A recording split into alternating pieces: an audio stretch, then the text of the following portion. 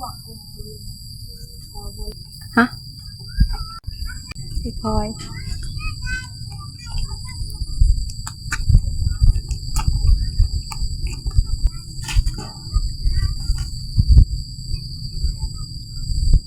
มีอย่างไรนี่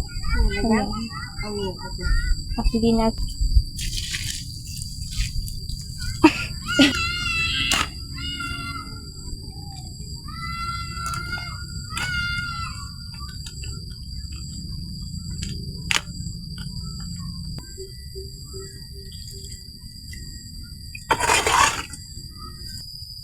ด้วยกับสบายดีและสวัสดีพ่อแม่พี่น้อง FC ทุกท่านหรือจะเป็นฝั่งลาวฝั่งไทยหรือต่างประเทศยินดีต้อนรับเข้าสู่ช่องสองพี่น้องสุขชีวิตเด้อมื้อนี้ก็สบายดีหอบแรง สบายดีโดยสบายดี โดยน้องเมฆก็หากลับมาแต่ในเมือง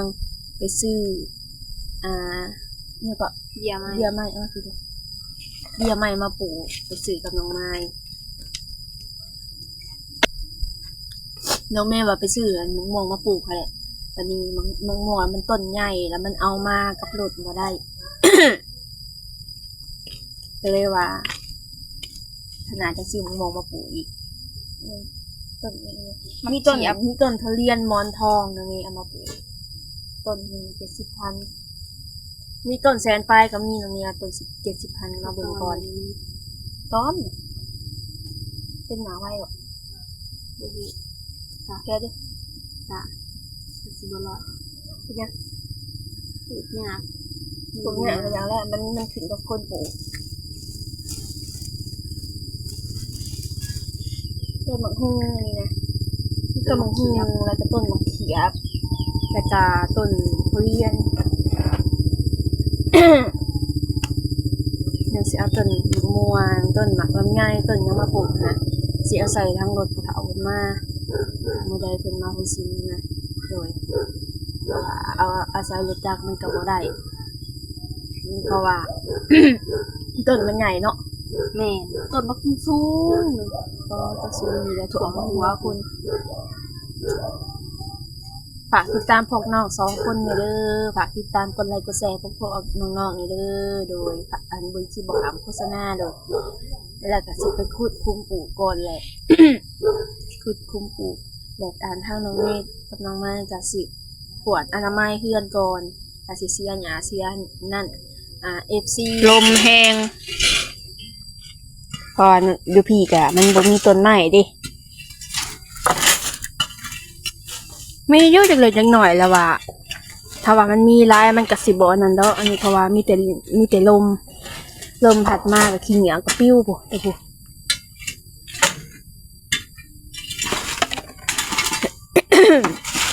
เจ็บคอดิ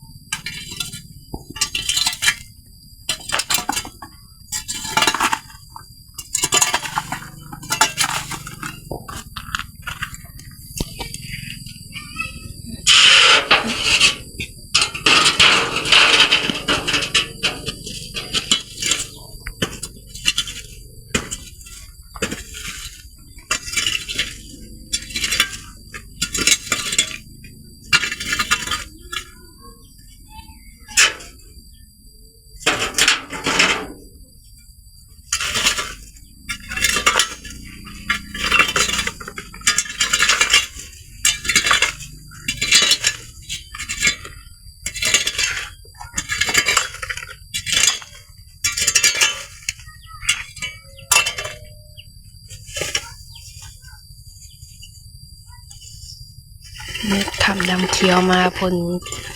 หากระเซาตกพูดไปใส่วันก็มากุ๊กอันนี้ก็ได้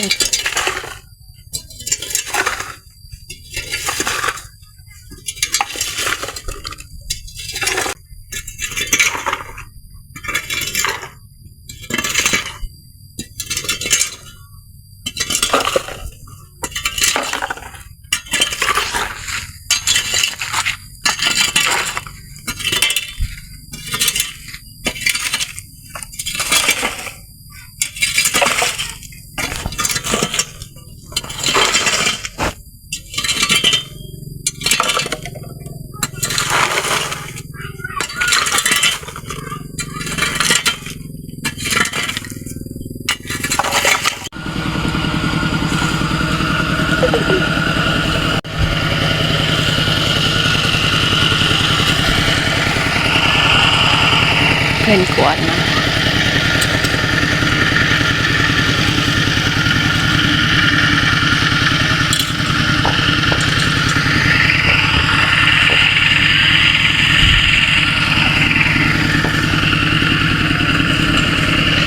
อันนี้เนี่ยสิเอาเสียม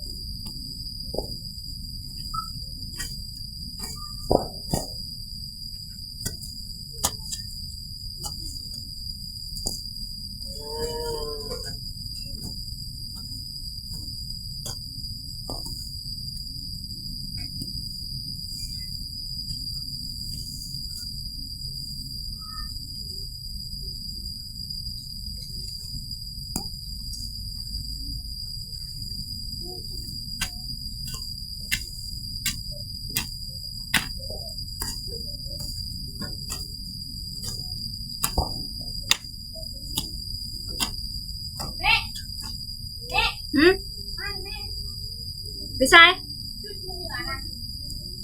เสียใหญ่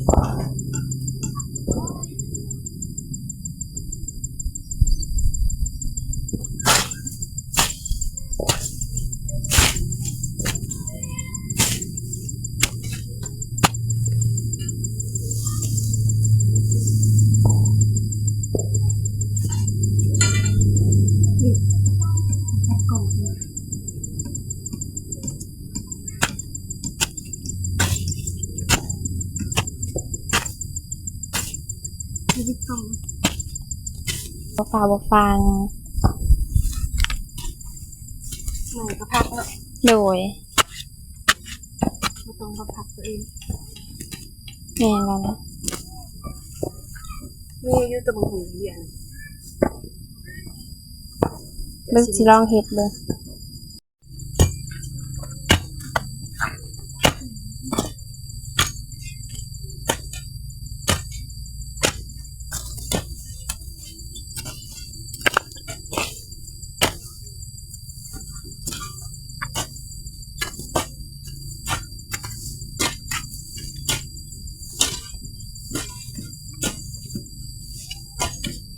ป้าคิดว่าเรานอกของเขา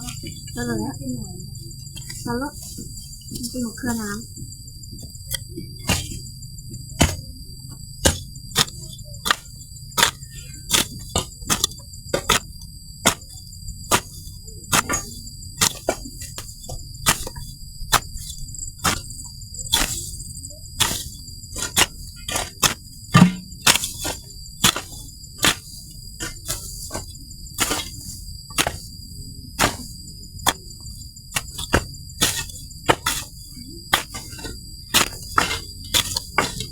วิ่งระวังนิดนึง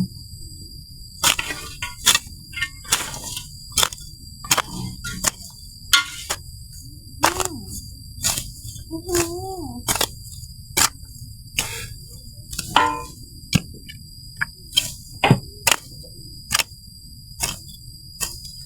เอามาเริ่มเลยนะครับอย่างนี้ครับ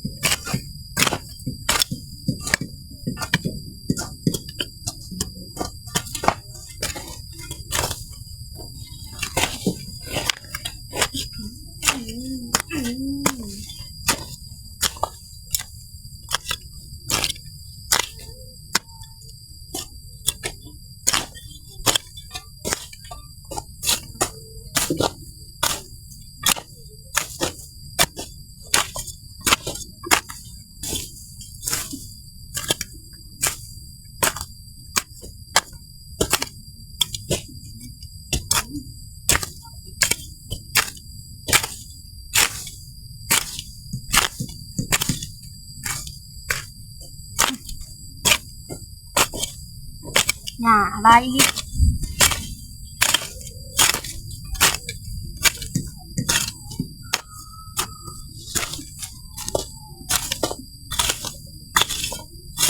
อ้าวตัวไม่ผิวเนาะชอบเราเลยก่อนอันนี้บริษัทนี้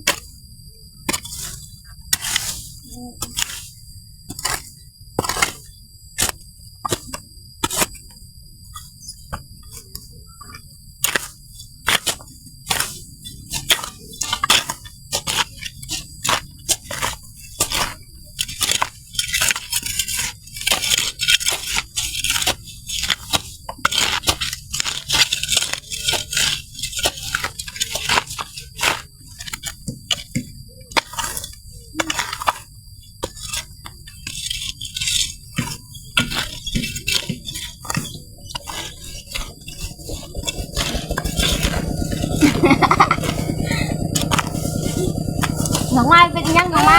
หมดแดงไทย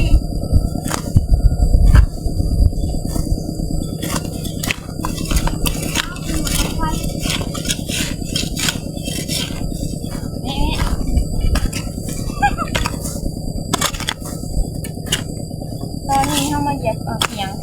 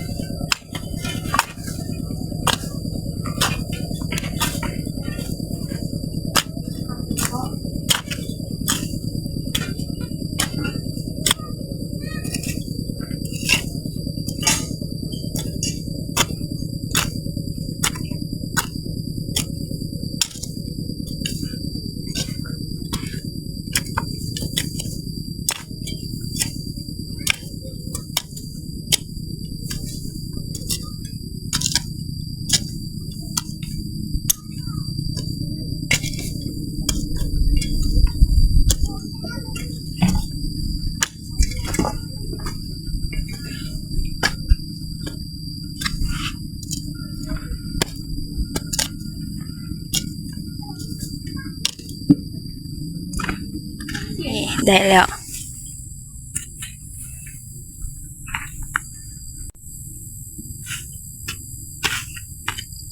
พอแล้วหน่อไม้เอ้ยมีแต่อันมื้อนี้ก็วันพฤหัสบ่มื้อนี้มื้อนี้วันศุกร์เนาะ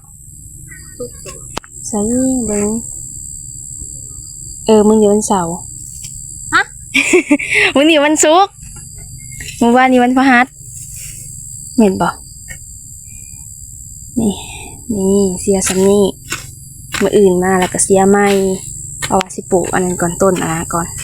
แล้วก็สิจุขี้เหงื่อไปลงไหมอย่าสิจุดิบ่อันนั้นเอากกขาไปไว้เลยมันเปียกว่าเปียกแล้วมื้ออื่นจะจุมันฝนตกเด้เอาขาดมาขวดไว้แล้วก็พอ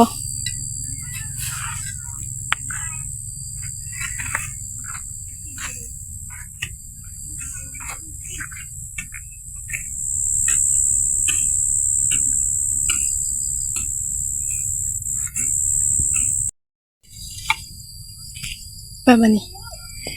มาเขียบปลูกอยู่ตัวหน้าบ้านมาเขียบนะมาเขียบอยู่ปลูกอยู่หน้าบ้านบ่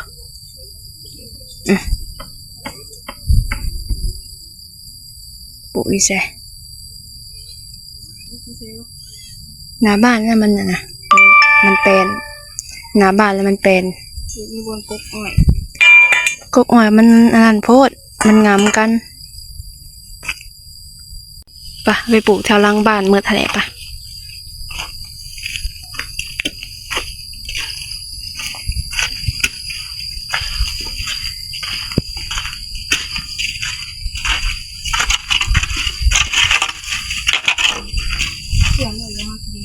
นี่อันนี้กับน้องเมย์กับน้องไม้ก็สิมาปลูกอยู่บ้านนี้เอากองลังมันสิเห็นอยู่ใช่ไป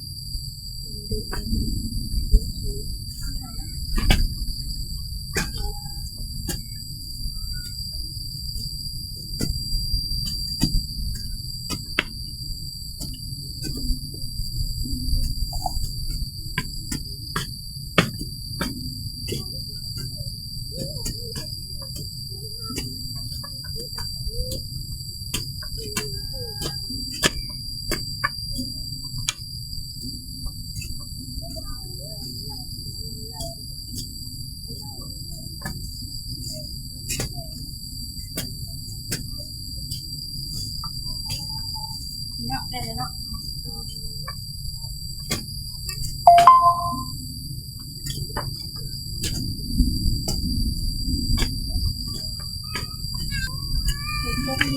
เยอะเป็นเอาเป็นหมา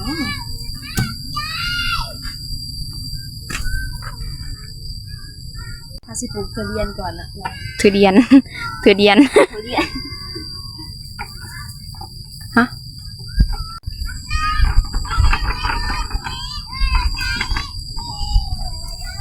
อนาคตก่อน คันได้ยินเสียงเพลงเพิ่นฮ้องก็บ่เป็นหยังเนาะโอ้เพิ่นฮ้องอยู่ใกล้ๆผู้นักฮ้องใหญ่เพิ่น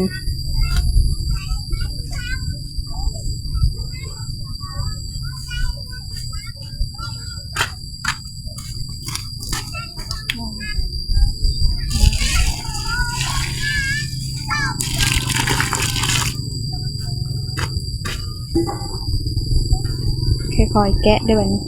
พอละตีปวกมันสิบ่กินบ่ ยังหายใหญ่ซั่นได้พอปวกกินซ้ำ ว่าแล้วสิว่าแล้วเป็นบวกกิน ค่อยๆแกะเด้อ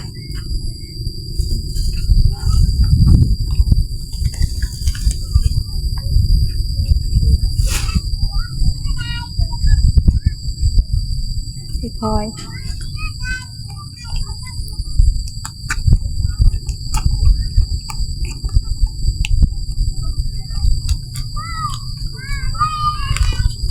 ค่อยๆได้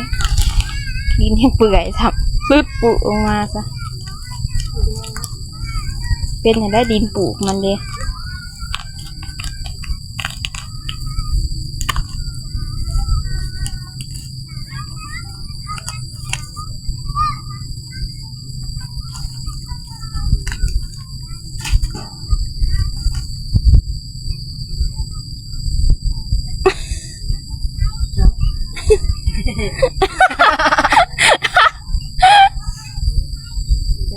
เอาเป็นอย่างลงเนาะเอาเป็นอย่างนี้เนาะไม่ต้องปลูกชื่อ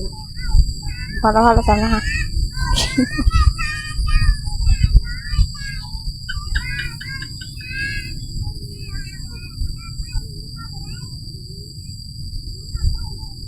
แล้วก็ขุดพังดีๆแล้ว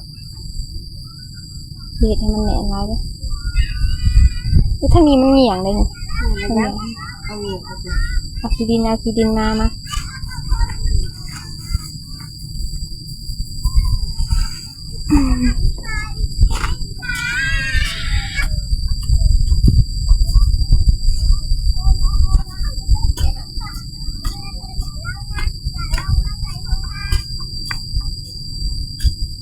เอาหน้ามาหดกัน เดี๋ยวหน้าอยู่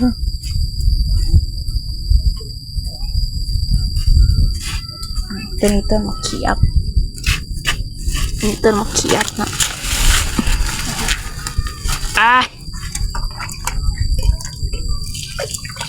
อ๋อผู้เอ่ยอันนั้นวงมนตรี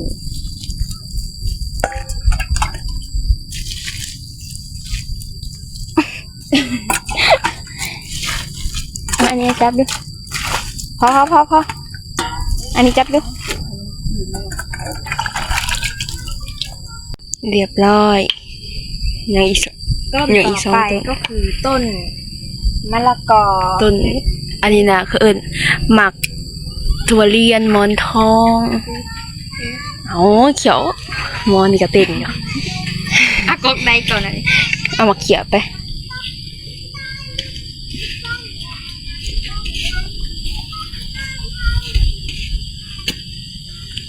เอาน้ำพดต้นติ ขี้เกียจทำไมวะขี้เกียจ แล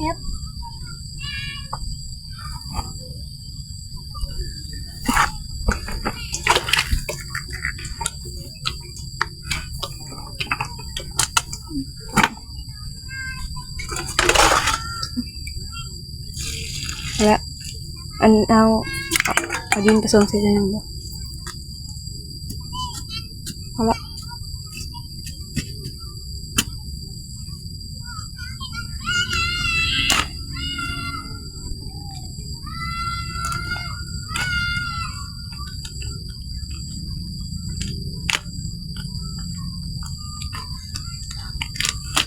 บนแม่มันเลิกเกินไปดิ เอามาเลือกเอา เราจะทงกินอะไรเลย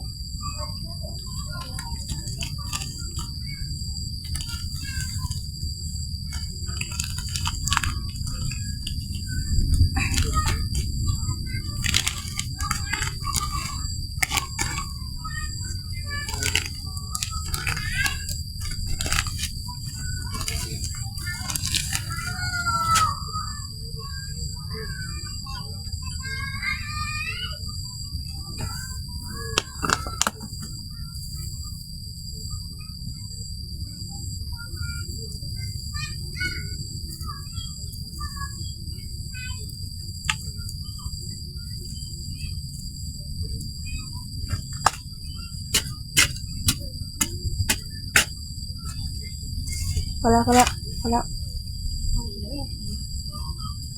อย่าสะลีนออกพอแล้วให้มันเป็นคุมนี่หดน้ำมันจะมีเขาถ้ามันบ่มีคุมมันจะหดน้ำมันก็ออก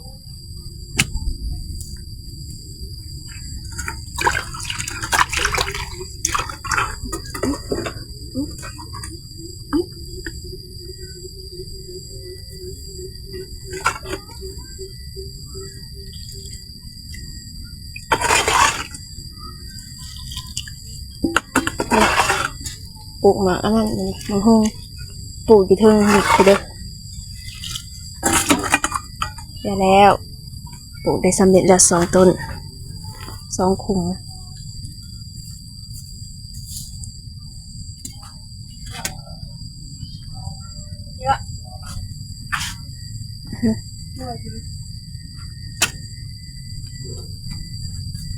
คุณเอาอะไรเนาะเดี๋ยวนี่ตัวนี้เอาตัวนั้นก็ได้ไปติดเลยบ่มาก็ยัง ว่ามากันยังคุณเลยเอาน้ำ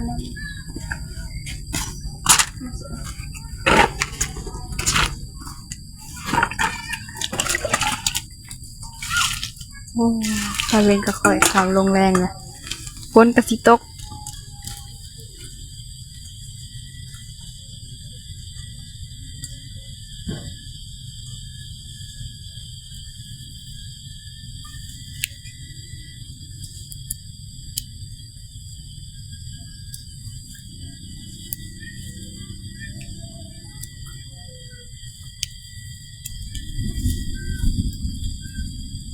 เสียงฝากก็หอม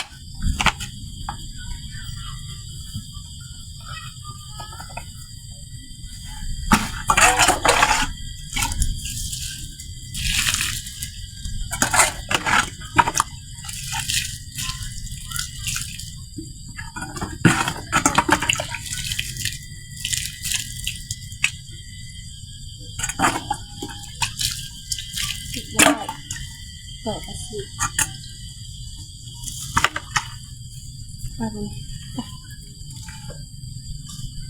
โดยพอดีกับปลูกต้นไม้หลายนิดหน่อยเนาะ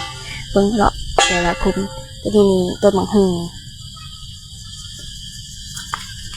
ที่เรามาดิจะมีต้นมะเขียบต้นมะทุเรียนมอนทองนะปลูกเงียบมาพีละหนึ่งเงียบเขาหัวลายนี่หยาดมันนะเผื่อมันใหญ่เนาะเขาก็เงียบมาพีละหนึ่งประมาณ1 เม็ดเนาะ เม็ดหนึ่ง โดยนะสำหรับคลิปนี้น้องเมย์ก็ขอลาไปก่อนคลิปหน้าพบกันใหม่เด้อฝากติดตามเป็นกำลังใจน้องเมย์บางคลิปบ่ขามโฆษณากดไลค์กดแชร์ให้หน่อยเด้อเพราะว่าพี่พลาดประการใดขอโทษขออภัยโดยไปแล้วสบายดี เลย